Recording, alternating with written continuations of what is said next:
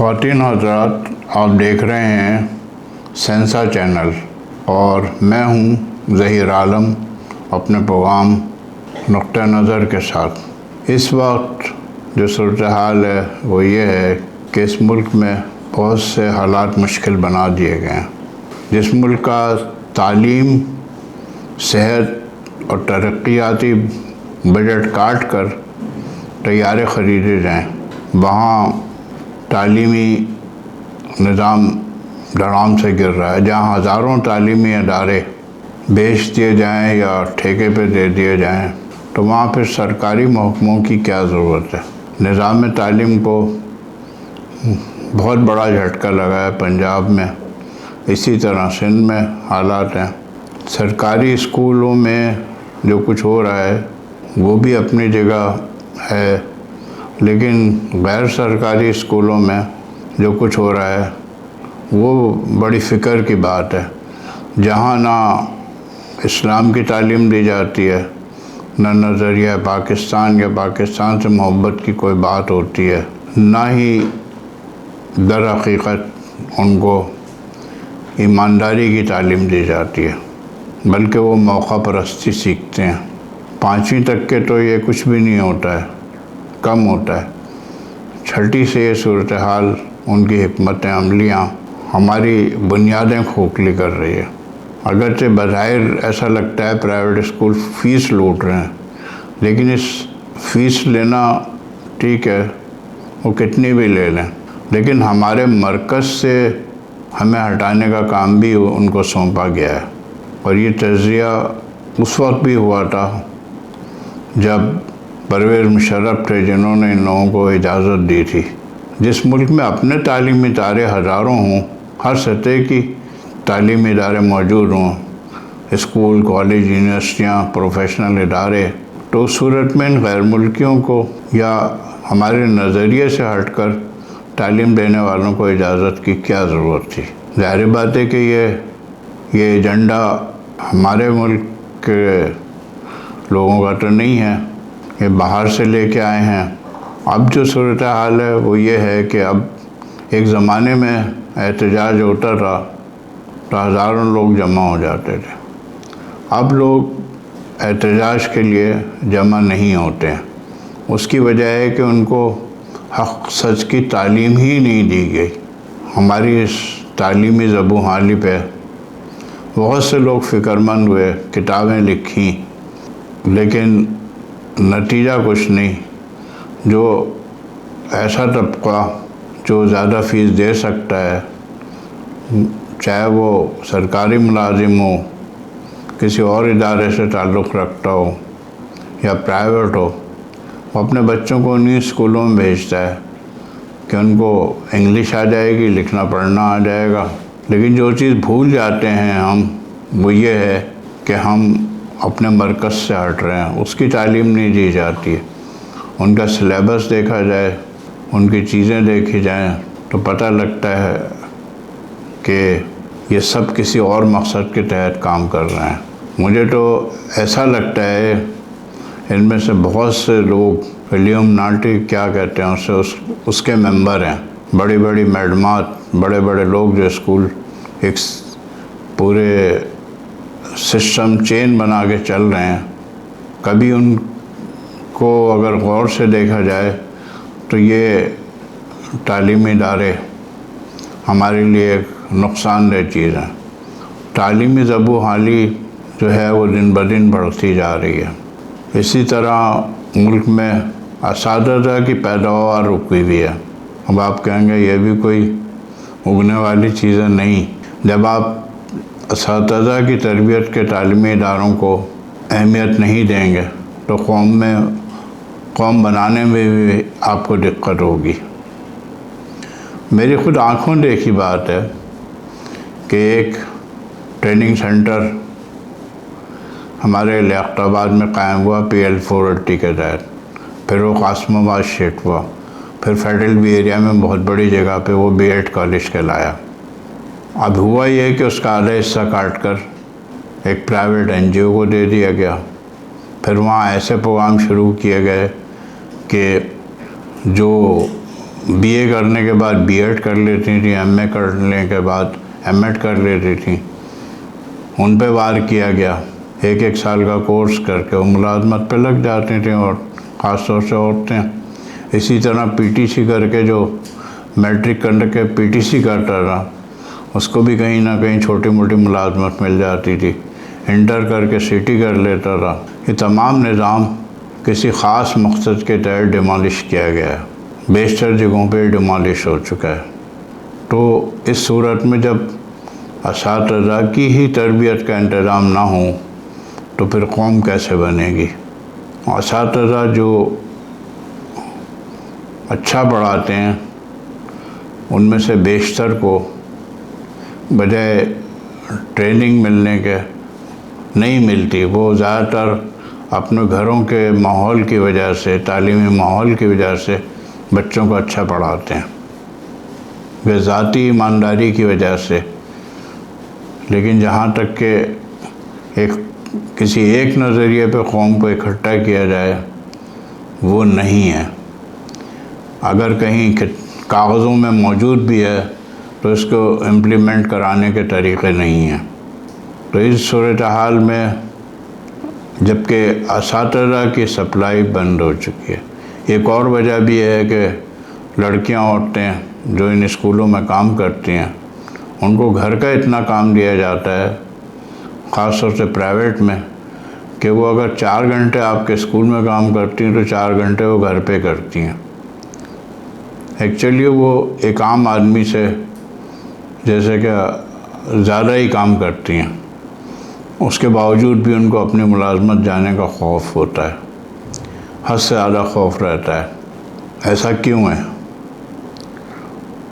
چاہے ملازمت گورنمنٹ ہو یا پرائیویٹ ہو، وہاں کسی کو ہٹانے کا جواز ہونا چاہیے، کسی کے غلط کرنے پہ اس کو نوٹس جاری ہونا چاہیے، اس سے جواب طلبی ہو، اس کے اصلاح کے لیے مشورے دیے جائیں، تب تو بات ہے۔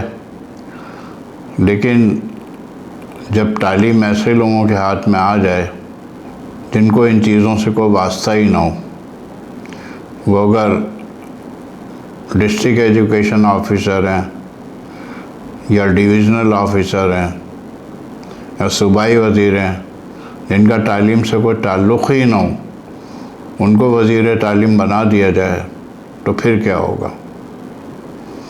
اس وقت تعلیم بہت مہنگی ہو چکی ہے، اس کے باوجود بھی غریب آدمی بھی اپنے بچے کو سرکاری اسکول میں نہیں داخل کراتا۔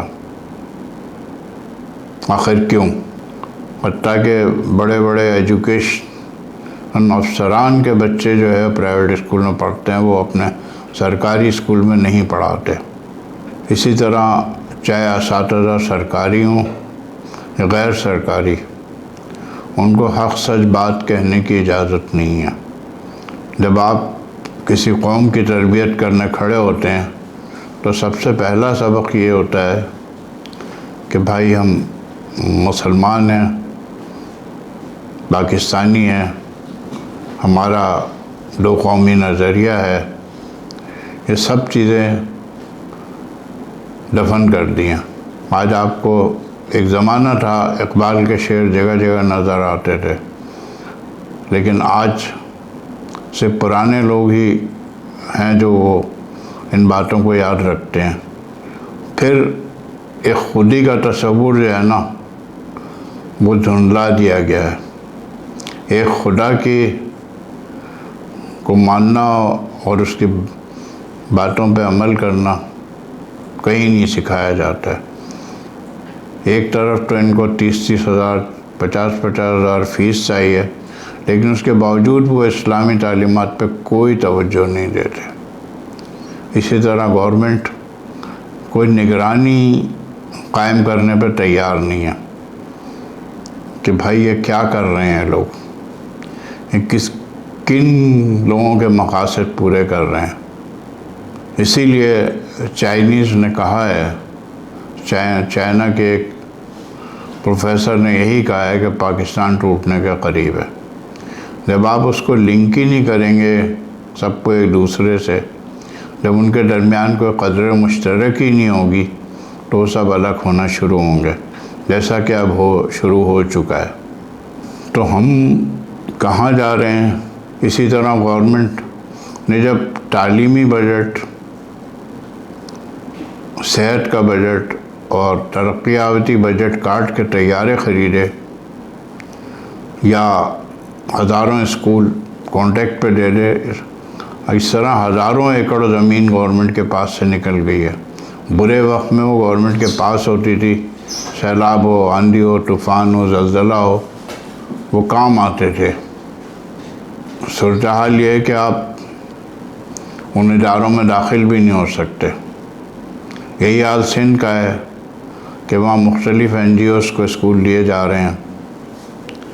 بے شک ایک اچھی بات ہے کہ بھئی چلیں، آپ کی بوجھ کم ہو رہا ہے، لیکن ان سے کہیں بھی تو کہ بھائی قومی نظریہ کیا ہے، ہماری ریکوائرمنٹ کیا ہے قوم کے لیے؟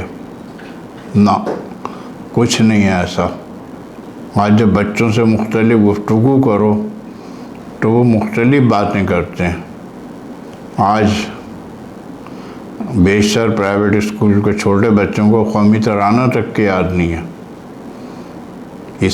ایک طرف پاکستان کے بعض حصوں میں پاکستان کا قومی ترانہ پڑھنا منع ہے، اسی طرح ہمارے ہاں یہ بات دوسری شکل میں ہے کہ ہمارے چھوٹے بچے قومی ترانے سے بھی ناواقف ہیں، ابتدائی کلموں سے بھی ناواقف ہیں۔ وہ تو گھر میں سیکھ لیتے ہیں یا ان کے لیے قاری صاحب کو کی خدمات حاصل کی جاتی ہیں۔ تو یہ لوگ کیوں ہمارے قومی مقاصد نہیں سمجھتے؟ حالانکہ ہر کتاب پہ لکھا ہوتا ہے قومی نصاب کے مطابق۔ اس وقت جب کہ مہنگائی 30% بڑھ چکی ہے گزشتہ سال کے مقابلے میں، تو ایسے وقت میں مختلف صوبوں میں تعلیمی بجٹ کم کیا گیا ہے۔ اگرچہ ہونا یہ چاہیے تھا کہ موجودہ بجٹ میں بھی 30% کا اضافہ کرتے، ترقیاتی اخراجات جو تعلیمی اداروں کے لیے اس میں اضافہ کرتے۔ جب موجودہ بجٹ میں 30% آپ کم کریں گے تو وہ ایکچولی 60% کم ہوگا۔ تو اس صورت میں آپ سب کچھ ان لوگوں پہ چھوڑ دیں گے تعلیم جو کہ ہمارے ملک کے مفاد میں کام نہیں کر رہے ہیں۔ اگر آپ دیکھنا چاہیں، سروے کرنا چاہیں، میں تو مختلف اسکولوں میں اب بھی جاتا ہوں۔ بعض اوقات تو میں نے بعض ایجوکیشنل چیزیں پرووائڈ کی اسکولوں کو، وہاں جا کے جو حالات دیکھے بڑے عجیب و غریب ہیں۔ آخر ہم اپنے بچے کو جن اسکولوں میں بھیج کے مطمئن ہوتے ہیں، کبھی یہ بھی سوچیں کہ وہ کیا کر رہے ہیں اسکول۔ جب تعلیمی بجٹ کم ہوگا، پینسل ربر شارپنر پہ بھی ٹیکس لگے گا 18%، تو تعلیم کہاں جائے گی؟ اب ایک گاؤں ایسا ہے جس میں ایوب خان کے دور کا اسکول 8ویں تک کا تھا، وہ آج بھی 8ویں کلاس تک کے، اس گاؤں کے بیشتر لوگ 8ویں کلاس تک کے پڑھ لیتے ہیں اور اس کے بعد وہ سلسلہ تعلیم منقطع کر دیتے ہیں۔ ان 40-50 سالوں میں بھی اس اسکول میں کوئی ترقی نہیں ہوئی، بلکہ انہی بچوں کے جو آج کل پڑھ رہے ہیں ان کے باپ دادا کہتے ہیں کہ یہ اسکول پہلے بہت اچھا تھا، اب نہیں رہا سرکاری۔ تو آخر اس کے لیے کوئی طریقہ کار اپنایا جا سکتا ہے کہ کب کس علاقے کو ترقی دینا ہے، کہاں تعلیمی ترقی ضروری ہے، کہاں یہ سوچا جا سکتا ہے کہ یہاں کے لوگ 8ویں سے آگے کیوں نہیں پڑھتے۔ اس کا ایک طریقہ تو میں نے بتایا تھا کہ سائنس بھی پرائیویٹ کر دی جائے، جو کہ پاکستان میں سن 62 تک کے تھی، جس کو سائنسی مضامین لے لے، اس کے بعد پریکٹیکل الگ سے کر لے۔ اب بھی تو یہ ہوتا ہے۔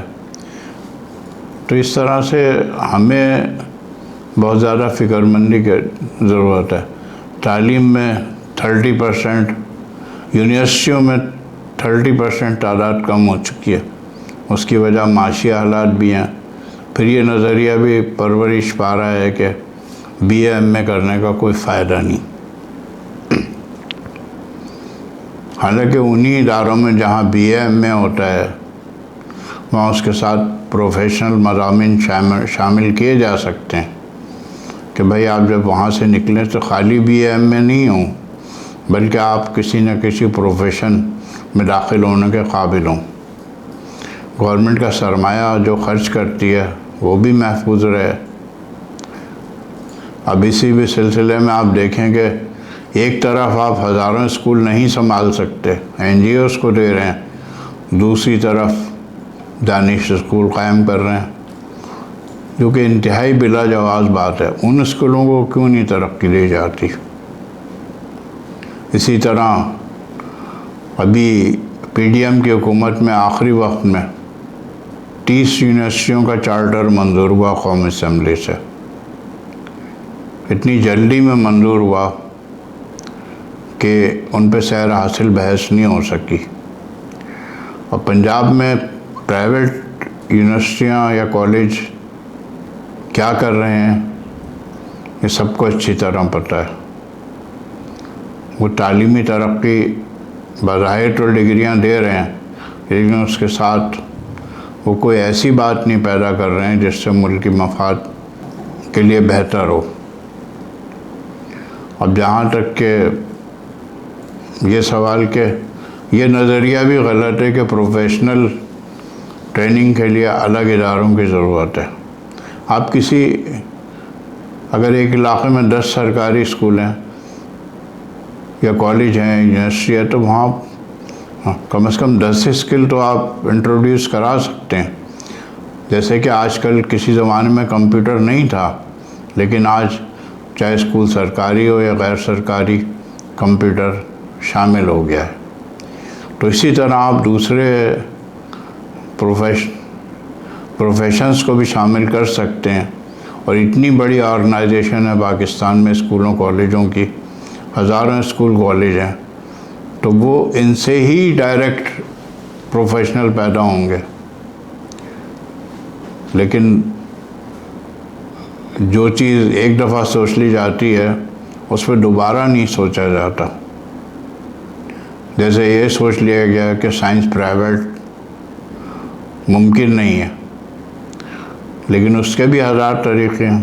جیسے شروع میں کمپیوٹر آئے تھے تو ہر اسکول کے پاس کمپیوٹر نہیں تھے، پرائیویٹ لوگوں نے اپنی لیب بنا دی، وہ انہوں نے انتظام کیا، ہر اسکول میں جاتے تھے اور کمپیوٹر سکھاتے تھے، بعد میں اپنے کمپیوٹر لے جاتے تھے۔ ہمارا ذاتی تجربہ ہے کہ ہم نے پی اے ایف میں بھی اپنے ذاتی کمپیوٹر سے سکھایا، ہم نے سرکاری افسران کو اپنے پرائیویٹ کمپیوٹر سے سکھایا۔ تو اسی طرح دوسرے شعبوں میں ہم کام کر سکتے ہیں، ان کو بھی انٹروڈیوس کرا سکتے ہیں کمپیوٹر کی طرح۔ تو پھر یہ کیوں نہیں سوچا جا رہا؟ یہ خیال بھی ہے کہ بھائی ہم سائنس پڑھ کے کیا کریں گے یا یہ پڑھ کے نہیں، آپ کو ہر جگہ پہ ہر سطح پہ ایجوکیشن کو اور ایک پروفیشن کو شامل کرنا چاہیے۔ وہ ٹریننگ دے جس سے مختلف پروفیشنز میں لوگ اویلیبل ہو سکیں۔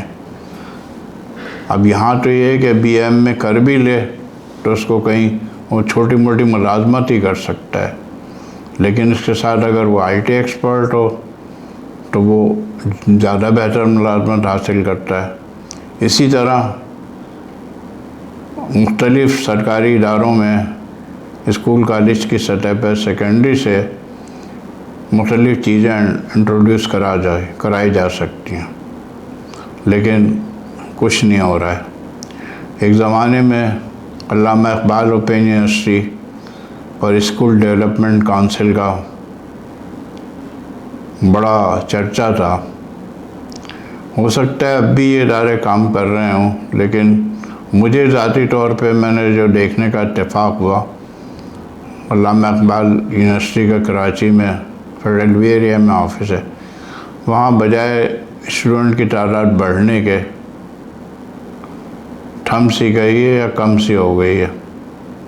اسی طرح اسکل ڈیولپمنٹ کونسل بہت اشتہار دیتی تھی، مختلف تعلیمی ادارے وہ اڈاپٹ کرتے تھے اور اسکل ڈیولپمنٹ کونسل کے ذریعے بہت کام ہوتا تھا، لیکن اب ہو بھی رہا ہوگا تو وہ اتنا مشہور نہیں ہے جتنا پہلے تھا۔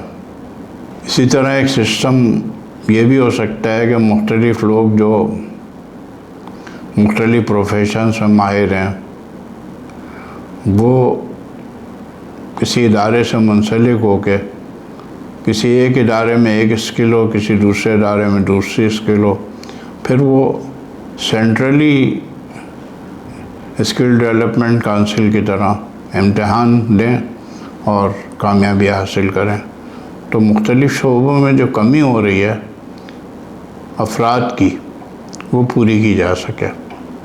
آج کام کرنے والے تو ہیں، کام کرتے بھی ہیں، لیکن اس میں وہ مہارت نہیں ہوتی جو کوئی ماہر آدمی نے سکھایا ہو۔ وہ اپنے ہی استاد سے سیکھ کے کچھ نہ کچھ کر لیتے ہیں۔ اب جہاں تک کہ اس چیز کا سوال ہے کہ کیسے اس کو کیا جائے، موجودہ سہولتوں میں ہی اضافہ کیا جائے۔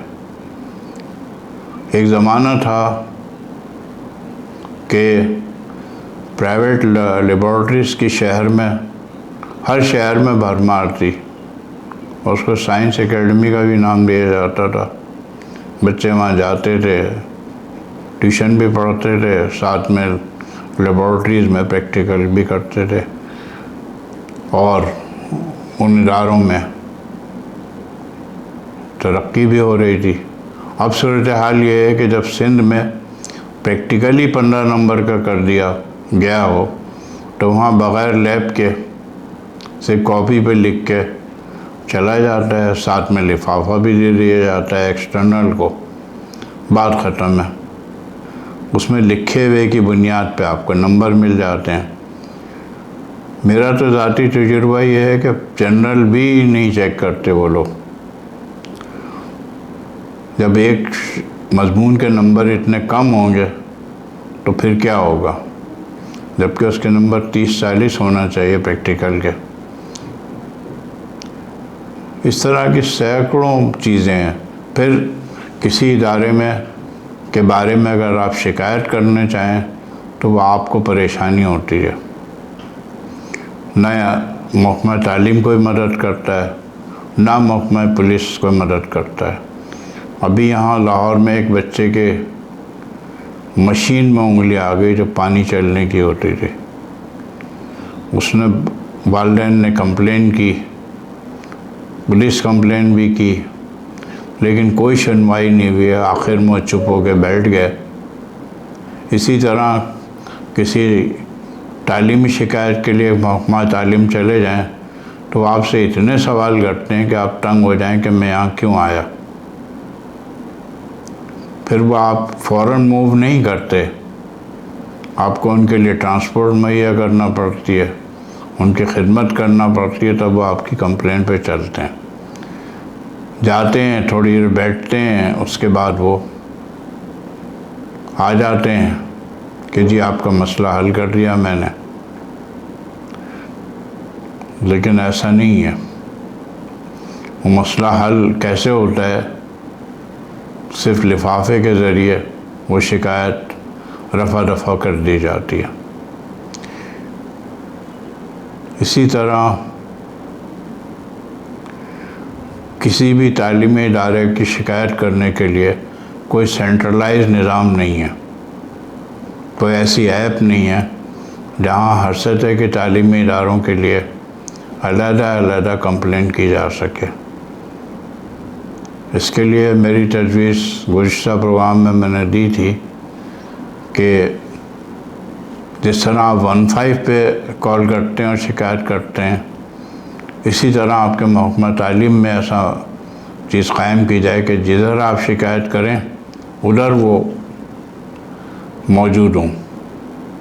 اب یہ جو صورتحال ہے کہ آپ شکایت کرنے کے لیے آپ کو اچھے خاصے سرمایہ کی ضرورت ہو تو کون پاگل ہے جو شکایت کرے گا؟ اسی طرح اعلیٰ سطح پہ جس طرح تعلیمی سرقہ ہو رہا ہے، یعنی ایک کا تھیسس دوسرا بچہ پیش کر دیتا ہے، گزشتہ لوگوں کے تھیسس بازار میں عام مل جاتے ہیں، یا آپ تھیسس تیار کراتے ہیں تو یہ ریسرچ ورک نہیں ہوتا بلکہ صرف نقل ورک ہوتا ہے۔ اس کی روک تھام بھی کرنی چاہیے۔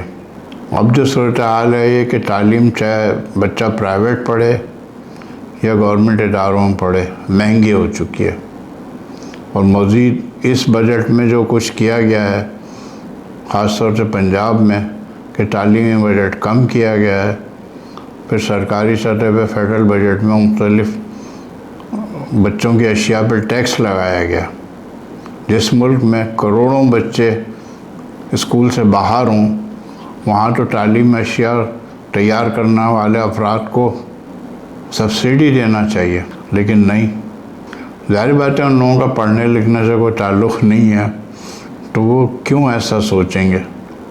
اس لیے کہ کہا جاتا ہے کہ ایک تو یہ پڑھے لکھے نہیں ہیں، پھر سوچتے بھی نہیں ہیں، کچھ کرتے بھی نہیں ہیں، تو ان لوگوں سے آپ بھلائی کی توقع کیسے رکھ سکتے ہیں؟